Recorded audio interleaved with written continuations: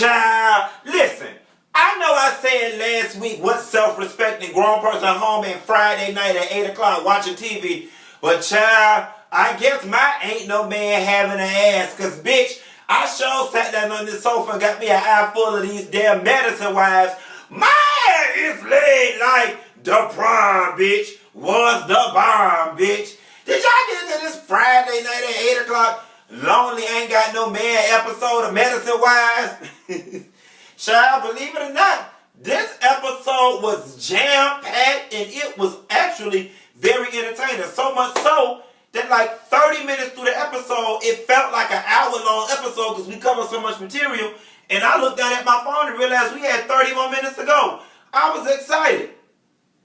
This also was a hard episode for me to watch as well. So let me just go ahead. Let's get the tough stuff out the way, and then we'll get to the funny stuff because God knows there was a lot of it. It's funny because right before Medicine Wives came on, maybe about an hour prior to, I was in the kitchen making some oatmeal, and I just started crying out of nowhere. And it's because I really miss my mom. And lately I've been having a lot of dreams at night just about her last days on this earth. Y'all may not know this, but the scene in the bathroom with Quad, Simone, and Dr. Jackie, when Dr. Jackie was going around the room and saying, Quad, your father died unexpectedly, mine was sick, Simone, you needed closure. That scene is actually when I kind of lost it because my mom actually passed away, a combination between Dr. Jackie and Quad.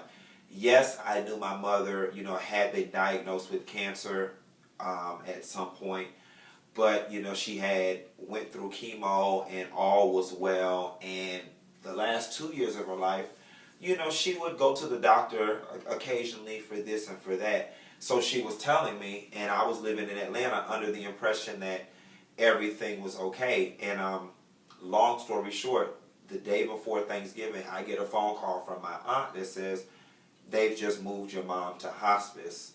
And then 2 days later, she died. And what was off about that was the week before my aunt called me and my mother had talked on the phone, and she didn't tell me nothing. And the moral of the story is, the only way I can rationalize it is that my mom loved me so much that she did not want me to worry, and she completely kept her entire ordeal from me. She kept it from me. When I went home to pack up the house, there was medical beds and stuff in the house and oxygen machines, and nobody told me nothing. I was in Atlanta just living, and it happened anyway. So that scene with Dr. Simone, that was a lot for me because like Quad said, you relive it every time a friend goes through it, and then it actually is worse. It's worse now than it is the night I found out that, she was in hospice. I'm actually probably going to have to go talk to somebody because I've been having these dreams every night for the last 2 or 3 months now.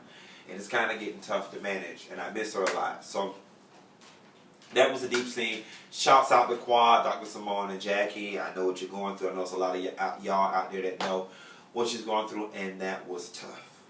All right, we got that out of the way. Let me see if I can snap back into character.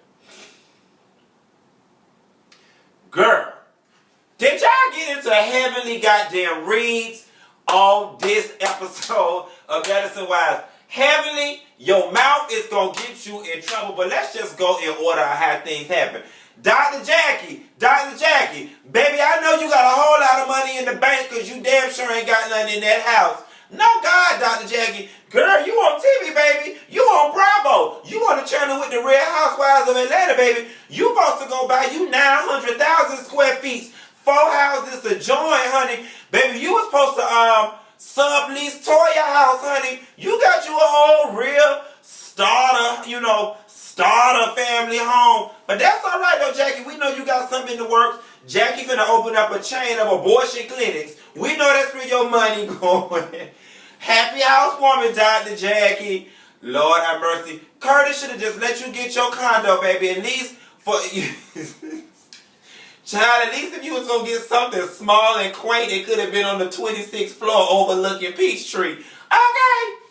Girl, listen to Cole. You ain't left that damn trifling ass husband of yours. That man done let you go down to the damn doctor's office by yourself, and the only excuse he had for you was I didn't feel like going. But I'm going to tell you something.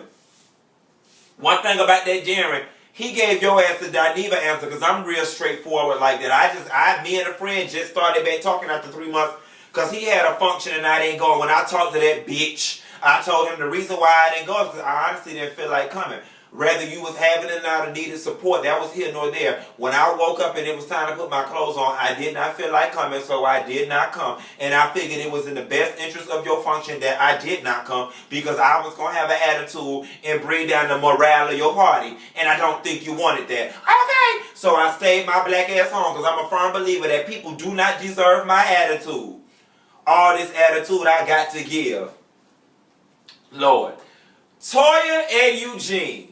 You know what? I love y'all's transparency, but something tells me that shit y'all about really ain't had nothing else going on, so y'all just decided, let's just run with this tax shit. Because, you know, most people, girl, would have been a little embarrassed to just be delving this much into their finances on the TV. But I guess Toya say, bitch, y'all ain't finna spray me with my own teas, honey. She was scared the blogs was gonna find them damn IRS tax bills and spray her ass, so she figured she'd come out with it first.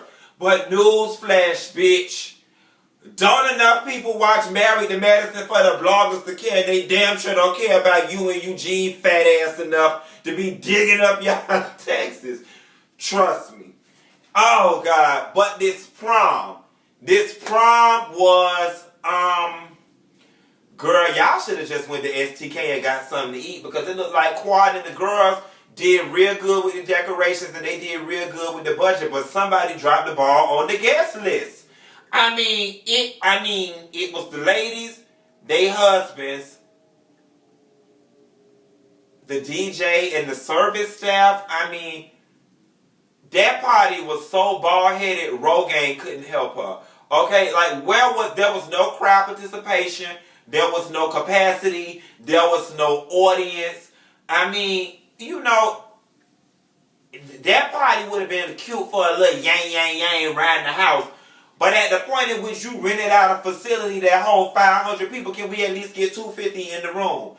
That just goes to show, Toya and Eugene, don't nobody like y'all, honey. The whole Atlanta is talking, and they was like, they don't want to roll with no broke bitch or go to no broke bitch party, so they stayed home or went down to the bar looking for forever with a Rich Cosby. But baby, let's get to the main event. Just when I was thinking what was Mariah's purpose on this damn show, she came down to the gymnasium and stirred that pot. Lord have mercy, Jesus. I got so much to say about all of this, but I think I ain't going to take the high road. I'm going to take the middle road and just give y'all tidbits on both sides and let it be. Because this shit is old and stale. Now, one, and I'm just going to keep it totally real.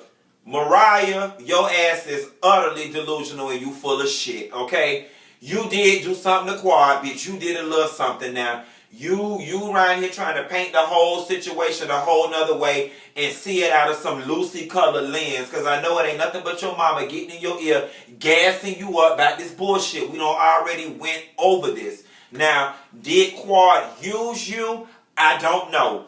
That I do not know. But for you to sit up here, Mariah, and pretend like you just absolutely did nothing, you absolutely did nothing, and you don't know why any of this is going on, that's some bullshit, and your husband need to get in your ass and humble you, bitch, and write you a prescription for some Zoloft or some damn Abilify, or better yet, knock the shit out you and knock some sense into you because you lying. And for those of y'all who want to catch the tease about all that old ass shit that went on with Mariah and Quad all of many years ago, the link is right here. Did I do my Vanna White right? The link is right here. One of these places. I'll put it if I learn how to do it. And Miss Quad, girl, if you don't go sit your over-dramatic drag queen in a red dress ass down some fucking where.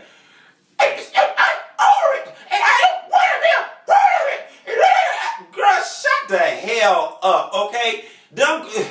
It's so funny because you were so gassed up over there running your damn mouth, you didn't even get the full tea. The girls was not talking about you per se or talking about you behind their back. They were talking about the situation in which you were involved in. So bitch, there was no way around bringing up your name. But you to know that if you sought to understood before you sought to, child, you to know that if you sought to understand before you was sought out to be understood. Okay, you should have listened, but you was just ready. You was just ready, but I know you want pins and needles because Mariah ass looked like she come to the functions ready to get some shit started. And the minute she got her out, she got it started. But that's all right because Miss Quad twirled on in there and finished it, baby.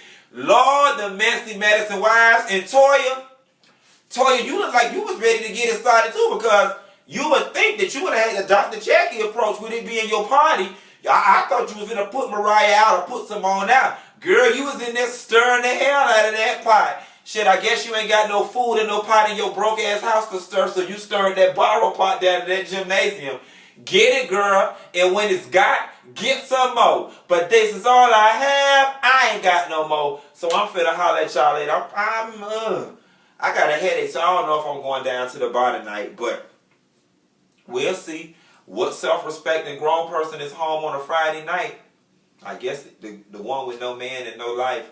I told y'all later, girl. Bye.